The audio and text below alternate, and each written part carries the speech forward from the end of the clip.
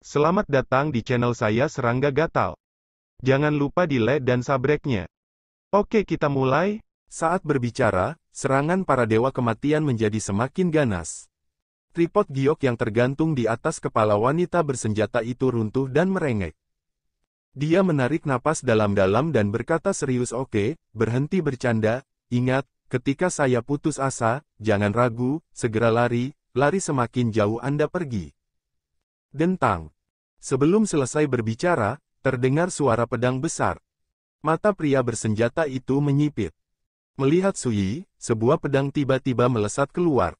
Pedang dao seperti tinta, samar dan ilusi. Langit dan bumi berubah warna, dan kekosongan runtuh, tidak mampu menahan kekuatan pedang yang begitu menakutkan. Dan di atas pedang itu, sesosok muncul, mengenakan jubah, dengan tampilan arogan dan acuh tak acuh, berdiri sesuka hati, dengan sikap menghadap ke dunia, terlepas dari dunia pesona. Ini kekuatan kemauan. Napas di tubuh tampaknya jauh lebih baik daripada saat kita masih hidup. Kelompok dewa kematian yang mengepung para wanita bersenjata itu juga disiagakan dan melihat kengerian sosok itu. Siapa ini? Mata indah terbuka lebar. Salah satu kekuatan karma kehidupan masa lalu saya.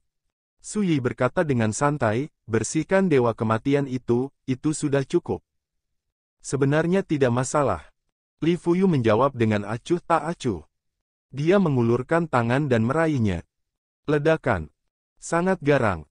Pria bersenjata wanita itu terkejut, tapi kenapa kamu begitu lemah di dunia ini?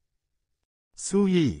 Di kejauhan, pria berjubah Konfusianisme tampak pucat, dan berkata, saya hanya ingin kesempatan untuk bereinkarnasi dan membangun kembali. Mengapa Anda bersikeras untuk campur tangan secara paksa? Dewa kematian lainnya juga tampak jelek. Kemunculan Li Fuyu membuat mereka lengah, dan kekuatan kendo Li Fuyu yang menakutkan membuat mereka semua mencium bahaya. Li Fuyu tidak menjawab. Dia tampak acuh tak acuh dan tenang, melangkah di langit, memutar pedangnya, dan menebas ke arah dewa kematian terdekat. Tembak. Swordki sederhana dan lugas. Tapi ketika pedang ini dipotong, langit dan bumi seolah terbelah, dan retakan lurus yang besar terbelah. The Reaper meraung dan mengayunkan tombak patah tulang ke arahnya. Dalam sekejap, tombak tulang itu meledak. Seluruh sosoknya terbelah dua. Kemudian, berubah menjadi abu dan terbang ke udara. Dalam satu pedang, keberadaan mengerikan yang sebanding dengan dewa yang lebih tinggi mati. Mata indah pria bersenjata itu menyala, dan dia bergumam, saya dapat melihat bahwa Anda pastilah seorang master di jalan Tuhan di kehidupan Anda sebelumnya. Dewa pedang, sikap itu mungkin tentu saja. Dibandingkan dengan itu, kamu saat ini benar-benar tidak cukup baik. Suyi menggerakkan sudut bibirnya, tidak tahu harus tertawa atau menangis. Bagaimana ini bisa dibandingkan? Jangan melihat jarak antara basis kultivasi mereka. Pada saat yang sama, para dewa kematian itu semua marah dan menembak Li Fuyu dengan sekuat tenaga. Ledakan. Dalam kehidupan mereka, mereka semua adalah figur tingkat dewa yang paling berkuasa di dunia. Bagaimana mungkin mereka tidak tahu seberapa kuat Li Fuyu, jadi ketika mereka dimulai, mereka melakukan yang terbaik. Tanpa reservasi, langsung keras. Dalam hal ini, Li Fuyu berperilaku tenang dan menyendiri seperti sebelumnya, memegang pedang 9 penjara, melangkah ke langit, dan menutupi alam semesta dengan kekuatan pedang. Dengan tembakan, ledakan, serangan lebih dari 10 dewa kematian langsung dibom. Sosok mereka semua terguncang. Dan Li Fuyu tetap diam, dan mengarahkan pedang di tangannya. Ledakan. Ribuan kaki jauhnya, tubuh dewa kematian meledak, berubah menjadi abu yang tersebar di seluruh langit. Dan Li Fuyu bahkan tidak mengedipkan kelopak matanya, sosoknya menghilang begitu saja. Saat berikutnya, dia muncul di depan 3 dewa kematian. Tidak. Wajah ketiga dewa kematian semuanya sangat berubah, dan mereka menghindar ke 3 arah. Sudah terlambat. Dengan deru energi pedang yang memekakkan telinga, energi pedang menyapu dan menyebar, sepenuhnya menenggelamkan tubuh ketiga dewa kematian. Dan Li Fuyu telah membunuh dewa kematian lainnya. Serangkaian tindakan yang terjadi dalam sekejap mata, sangat cepat. Di bawah tangan Li Fuyu, para dewa kematian itu hampir tidak memiliki kekuatan untuk berjuang, dan mereka semua mati dalam satu pukulan. Cukup. Li Fuyu sangat tenang dan menyendiri dari awal hingga akhir, dan dia memiliki semacam gaya arogan. Ya, lumayanlah, dibandingkan dengan beberapa tetua di keluargaku, tidak kalah sama sekali, aku tidak bisa membayangkan bahwa kamu begitu lemah di masa lalumu. Hidup. Penjahat wanita itu menghela nafas. Su Yi langsung mengabaikan kata-kata ini. Dia bisa melihat bahwa wanita ini tidak sarkastik, dan dia merasa tidak nyaman. Kenapa tidak bicara? Wanita bersenjata itu bertanya. Terlalu malas untuk peduli dengan seorang junior, kata Su Yi ringan. Penembak wanita. Situasi di lapangan sudah berbalik total. Li Fuyu sekali lagi membantai 7 karakter tingkat kematian, dan ada teriakan keengganan di lapangan. Saat ini, hanya ada 4 dewa kematian yang tersisa. Reaper ini jelas rusak. Tampilan yang penuh dengan kemarahan, ketakutan, dan kecemasan. Bukannya mereka tidak ingin melarikan diri, tetapi rekan-rekan mereka yang mencoba melarikan diri sebelumnya tanpa ampun dipenggal di tempat, dan tidak ada yang selamat. Dan ketika mereka putus asa, mereka akan bunuh diri seperti ngengat kenyala api. Bagaimana ini bisa dimainkan? Aku akan menyerah. Si kurcaci kecil berteriak. Sebelumnya, dia mengingatkan Su Yi sambil tersenyum dan meminta Su Yi untuk menjaga dirinya sendiri. Dan sekarang, wajahnya penuh memohon dan panik. Perbandingan keduanya tidak bisa dihindari. Pedang itu berkilat. Tubuh kurcaci kerdil hancur dan hancur. Dari awal hingga akhir, Li Fuyu terlalu malas untuk melihatnya. Saya akan menyerah. Wanita berbaju hitam itu berbicara dengan suara gemetar. Pria bersenjata wanita itu sangat bersemangat melihatnya. Dia sepertinya sudah melupakan lukanya yang mengerikan dan betapa malunya dia barusan. Akhirnya, pria berjubah Konfusianisme dan dewa kematian lainnya juga mati. Dibunuh dengan kejam oleh Li Fuyu. Hingga akhir dari pertempuran yang nyaris pembantaian ini, Li Fuyu tidak pernah mengatakan sepatah kata pun. Begitu damai, begitu terpisah. Tapi kekuatan arogan dan acuh tak acuh itu mengejutkan. Dunia dipenuhi asap dan debu. 17 dewa kematian sudah lama berlalu. Mungkin, mereka bahkan tidak berpikir bahwa mereka selamat dari era terakhir dan bertahan hingga saat ini, tetapi mereka akan dipanen seperti rumput liar dalam perang. Saat jalan Tuhan muncul, aku tidak bisa lagi membantumu. Li Fuyu berbalik dan menatap Su Yi. Su Yi mengangguk. Li Fuyu pernah berkata bahwa kekuatan Taoisme yang ditinggalkannya hanya bisa ditembakkan paling banyak 3 kali. Dan sekarang, adalah tembakan terakhir. Su Yi tidak peduli tentang ini, dan tidak merasa menyesal. Dia punya caranya sendiri dan tidak melihat siapapun sebagai sandaran. Akan lebih baik bagimu tanpa bantuanku. Li Fuyu berkata, sosok itu telah menghilang di pedang 9 penjara, dan bersama-sama mereka menyapu lautan kesadaran Su Yi. Terima kasih untuk kali ini. Pria bersenjata wanita itu datang, mengangkat tangannya yang ramping dan giok kristal, dan menepuk pundak Su Yi. Di masa depan, aku akan membalas budi ini. Su Yi. Dia berkata sambil tersenyum, sebaiknya kau sembuhkan lukamu dulu. Dia juga pura-pura cuek sehingga membuat orang tertawa dan tertawa. Cedera ini bukan apa-apa. Pria bersenjata wanita itu mengeluarkan kendi, mengangkat kepalanya dan menyesapnya, sebaris anggur tumpah dari sudut bibir merah, melintasi salju yang halus dagu putih, sepanjang ramping leher angsa mengalir ke bawah. Manis, menawan, dengan rasa kepahlawanan. Su Yi tidak bisa tidak mengagumi ini, wanita ini sangat galak dan kejam dalam pertempuran, dan temperamennya juga bebas dan mudah dan berpikiran terbuka, jauh dari sebanding dengan wanita kecil yang sok itu. Ngomong-ngomong, siapa yang kamu temui di depan monumen batas ruang waktu? Pria bersenjata wanita itu meletakkan kendi dan bertanya. Tanda yang ditinggalkan oleh ayahmu. Su Yi Dao. Benarkah? Pria bersenjata wanita itu mengerutkan kening.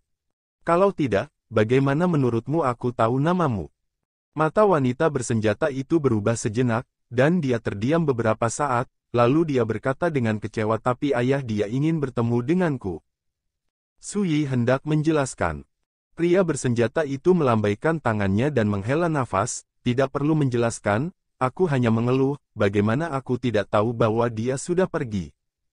Berbicara, dia diam-diam berjalan ke satu sisi, duduk bersila, dan mulai sembuh.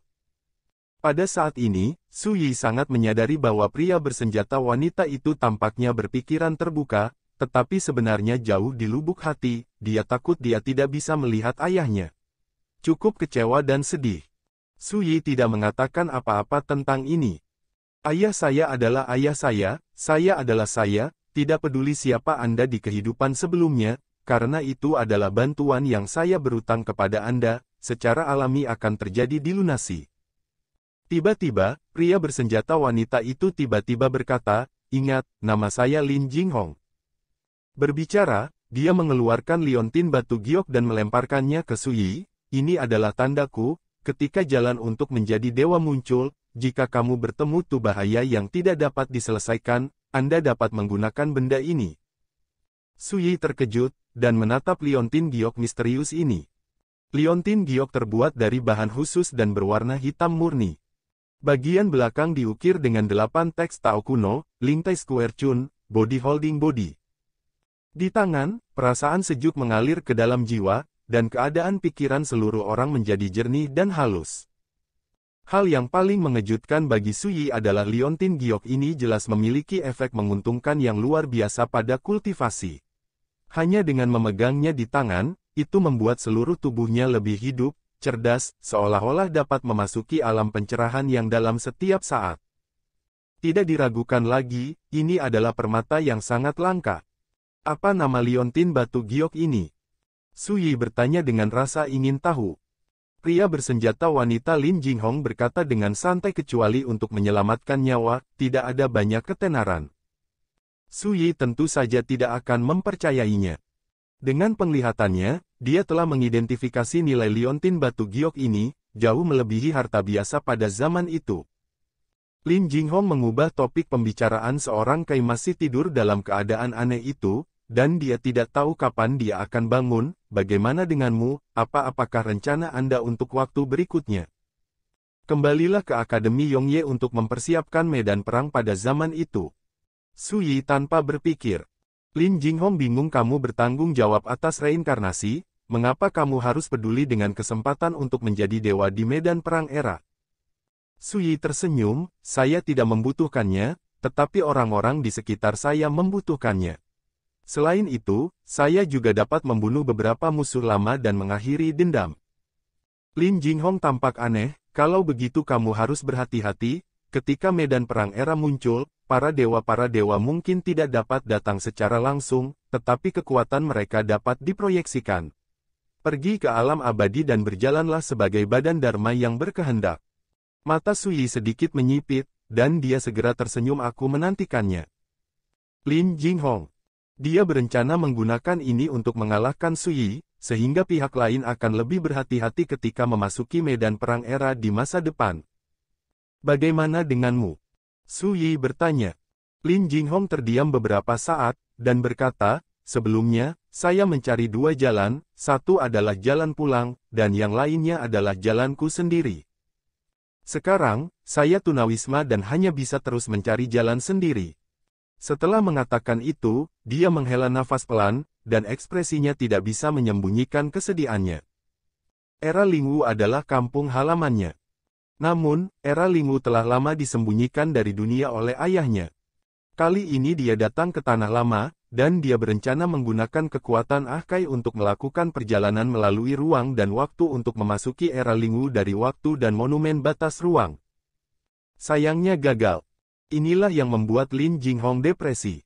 Ini jelas kampung halamannya, dan jelas segel yang ditinggalkan ayahnya, tapi dia tidak bisa kembali.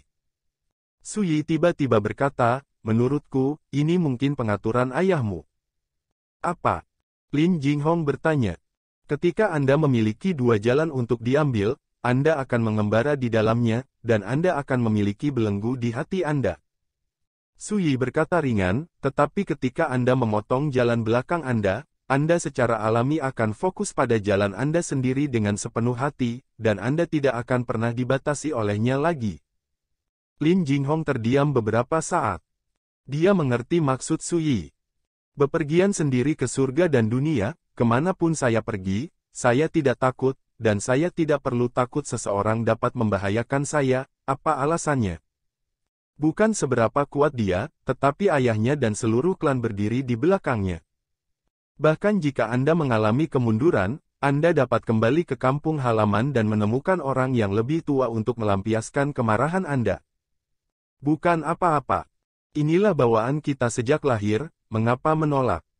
Tetapi jika kamu mencari jalanmu sendiri, tetapi juga mengandalkan latar belakang dan identitasmu sendiri, mau tidak mau kamu akan menjadi belenggu, kamu akan menjadi ketergantungan, dan ketika Anda menghadapi tersandung, Anda akan mencari bantuan, bukan melewatinya sendiri. Ini tentu saja tidak baik untuk kultivasi Dao.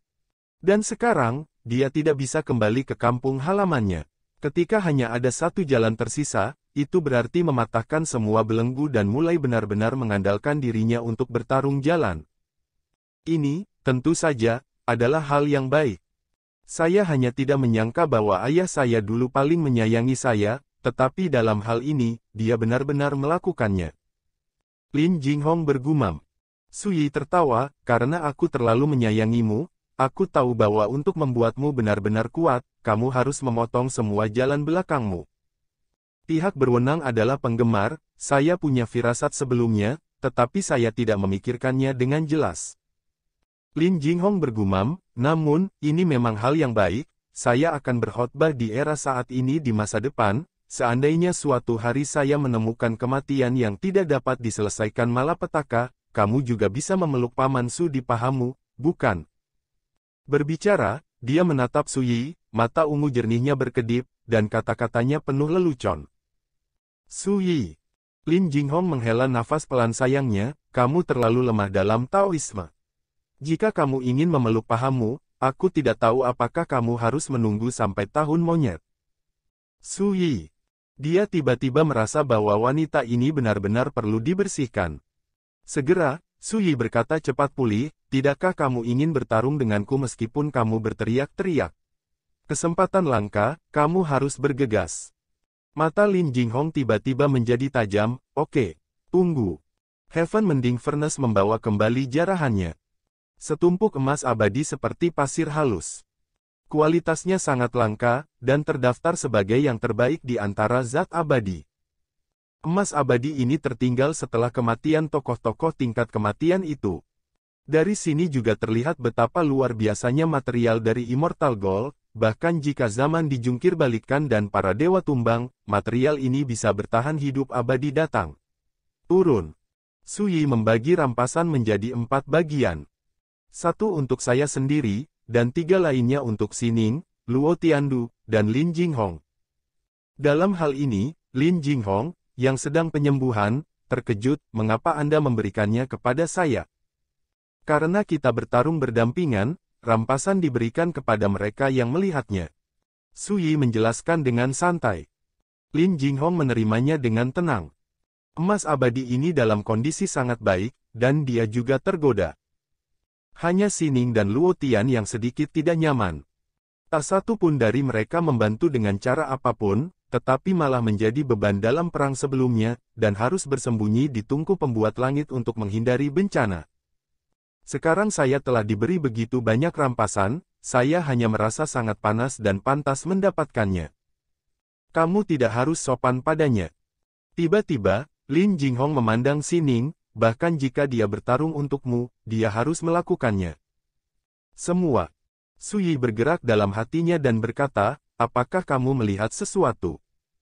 Sining juga menatap Lin Jinghong.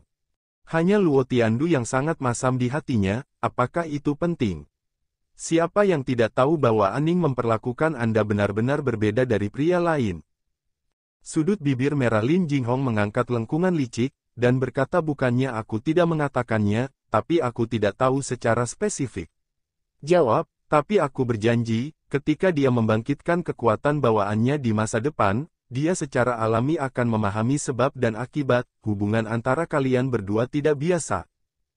Suyi mengangkat alisnya. Sining terdiam.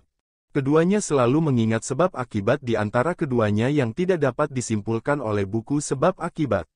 Untuk sementara waktu, masing-masing memiliki pemikirannya sendiri. 3 hari kemudian, Su Yi, Xi Ning dan Luo Tian semuanya berangkat bersama dan meninggalkan tanah lama yang ditinggalkan oleh surga. Sebelum pergi, Su Yi dan Lin Jinghong bertarung lagi. Lin Jinghong menekan Taoismenya di kelas Taihe. Dia melakukan yang terbaik, dan pertempuran itu sengit, seperti perjuangan hidup dan mati. Sebagai penonton, Xi Ning dan Luo Tian sama-sama tercengang, tidak bisa membayangkan bagaimana mereka bisa menggerakkan tangan mereka begitu kejam. Pertempuran ini berlangsung kurang dari setengah jam dan berakhir hasil imbang. Tapi Lin Jinghong sangat kesal. Karena dia bisa melihat bahwa Su Yi sengaja menahan tangannya di ujung dan membiarkan dirinya sendiri. Tapi dia harus takjub. Menurut pernyataannya, kekuatan tempur Su Yi di peringkat Taihe sudah cukup untuk bersaing dengan dewa-dewa yang lebih rendah itu. Jika dia menggunakan benda asing, dia akan membunuh lawannya. Bukan tidak mungkin. Ini mengejutkan baik Xi Ning maupun Luo Tian. Pada awalnya, Xi Ning berpikir bahwa hanya ketika Su Yi terlalu dalam, dia akan memiliki kesempatan untuk bertarung melawan para dewa yang lebih rendah. Luo Tiandu percaya bahwa Su Yi tidak memiliki kesempatan sama sekali untuk membunuh Tuhan di Taijing. Namun sekarang, kedua tampilan tersebut telah terpengaruh dan diubah. Su Yi berada di peringkat Taihe, dan dia sangat sombong sehingga dia memiliki kekuatan untuk bertarung melawan para dewa yang lebih rendah. Jika ini menyebar ke alam ilahi, saya khawatir itu akan cukup untuk membuat orang-orang terpilih itu menundukkan kepala karena malu. Namun, apakah itu Lin Jinghong, Xi Ning, Luo Tiandu, yang tidak mereka ketahui adalah bahwa Su Yi hanya menggunakan sekitar 80% dari pertempuran. Su Yi mereka pergi. Lin Jinghong, bersama Akai, memilih untuk tinggal di tanah lama yang ditinggalkan oleh surga, dan berencana untuk menyeberangi sungai panjang zaman untuk pergi ke kerajaan para dewa ketika jalan untuk menjadi dewa muncul. Dan segera setelah meninggalkan tanah lama yang ditinggalkan oleh langit, Su Yi, Xi Ning, dan Luo Tian semuanya mengucapkan selamat tinggal, dan kembali ke Akademi Yongye sendirian. Dalam 1 tahun, jalan untuk menjadi dewa akan muncul, Xi Ning dan Luo Tian harus bersiap terlebih dahulu dan membawa pengiringnya masing-masing. Su Yi juga harus mempersiapkan diri terlebih dahulu. Setidaknya sebelum jalan menjadi dewa muncul, semuanya harus diselesaikan dengan baik. Dengan cara ini, ketika jalan untuk menjadi dewa muncul, jika terjadi kecelakaan yang tidak terduga, itu juga dapat memastikan bahwa teman-teman lama di dunia peri akan tidak terpengaruh ketika dia pergi. Arus waktu. 6 bulan berlalu dengan cepat. Setelah Su Yi kembali ke Akademi Yongye, dia hidup dengan sederhana, selain kultivasinya, dia disibukkan dengan berbagai hal dan menjalani kehidupan yang sangat memuaskan. Dalam 6 bulan terakhir, berita tentang jalan menjadi dewa telah meningkat, dan semua bagian negeri dongeng memperhatikan masalah ini dengan cermat. Dikatakan bahwa ketika jalan para dewa muncul, aturan dunia abadi akan mengalami perubahan dramatis, dan kekuatan para dewa akan cukup untuk mengganggu di waktu itu. Sudah dapat diduga bahwa pada saat itu, Su Dizun akan mengalami krisis yang belum pernah terjadi sebelumnya. Lagi pula, dia dianggap bita oleh para dewa.